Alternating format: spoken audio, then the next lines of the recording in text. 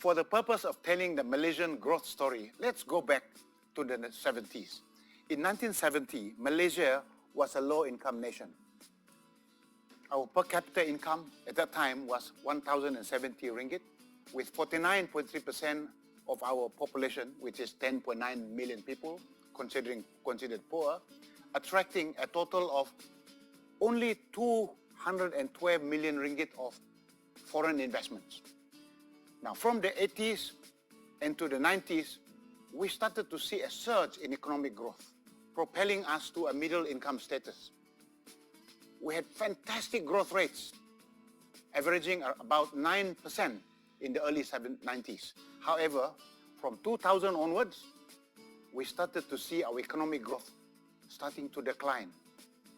And slowing down of that from an average of originally at 9% in the 1990s to just 4.6% between the year 2000 and 2010. Now, many countries that started at just the same base as Malaysia, they started then to overtake us. Countries like South Korea, Taiwan, Singapore quickly broke away to grow their economy to hit high income levels by the year 2000.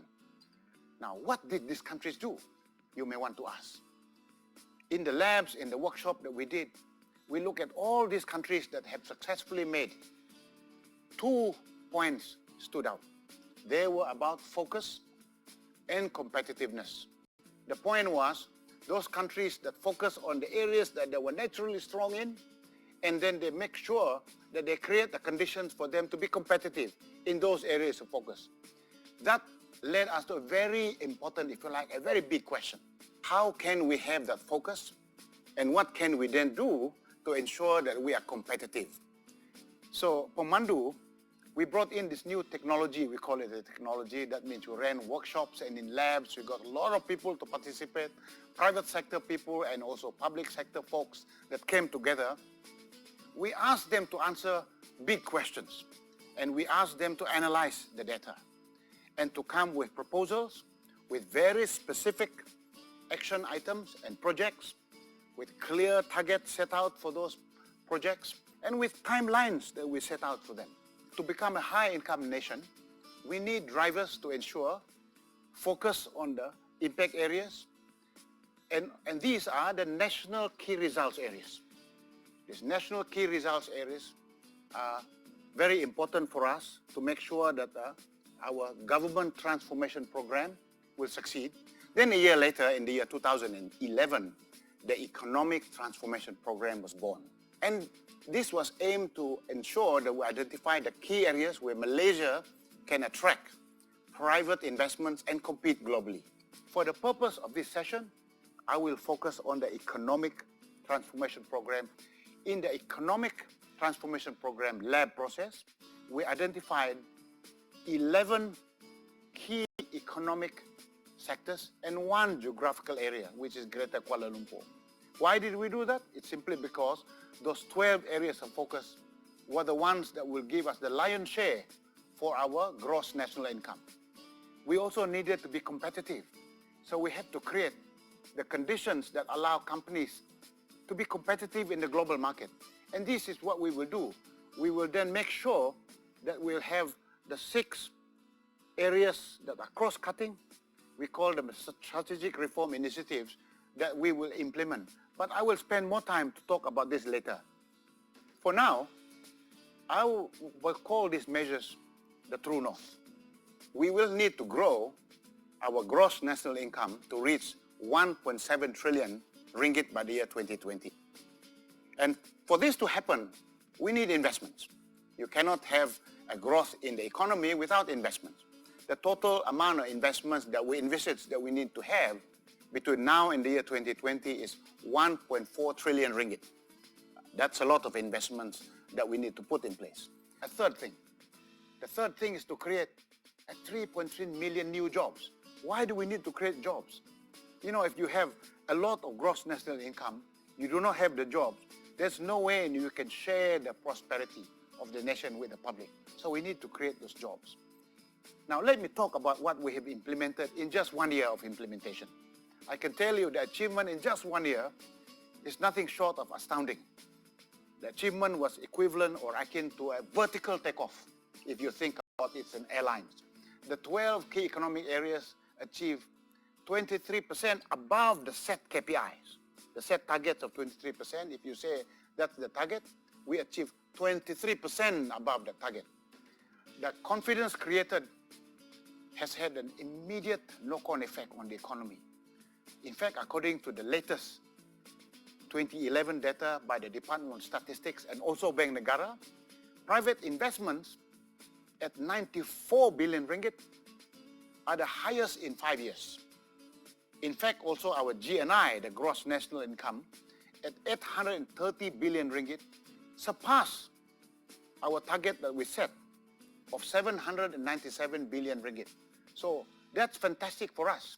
In fact, that number of 830 billion ringgit is the highest GNI that we've achieved since independence. We also saw foreign direct investment increase by 12.3% and to achieve 32.9 billion ringgit, the highest we achieved actually in 10 years. Now, when you look at our total trade, our trade numbers grew at a phenomenal pace at 8.7%, considering the global economy was going through a slowdown, and we reached a new height of 1.27 trillion ringgit last year. In fact, in our history, there were only 2 times, that means 2 years in our history, that have reached the same number. Focus and competitiveness are critical to the success of our future. The challenge here is to continue to build that momentum and keep the eye on the ball and stay that course. I can tell you, no athlete can be a world champion if he or she wants to be a champion in every event. The next 8 years will be very exciting, in my view. Every Malaysian and everyone living in Malaysia has a role to play, either small or very big, in this journey. Find out how you can benefit from the initiatives, whether it is to better your career or your jobs, to create bigger and better business opportunities for yourself and your company, or even just to understand how things can get better and how we can improve. Thank you. Hello everyone, today I will introduce the Malaysia economic transportation. In 1970, Malaysia was a low-income country. There are 10.9 million poor people in Malaysia. The fantastic growth started at 1980, even achieved 9%. But after 1995, growth is slowing to 4.6%. So Malaysia needs to economic transportation. And Malaysia's success. So what is the secret of Malaysia's success? I think there are 2 things bring Malaysia from middle-income country to high-income country. Learning other countries' policy and economic.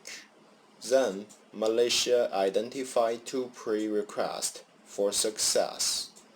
The first one, the need for focus. The focus is very holistic. There are 12 national economic area, 11 key sector plus 1 geographic area. And second one is create conditions for competitiveness to flourishing. Malaysia company and foreigner companies operating within Malaysia. They create all benefit is belong to Malaysia. Government transportation also help agriculture, jobs, and business and services. So that's why Malaysia got a successful economic transportation. Thank you.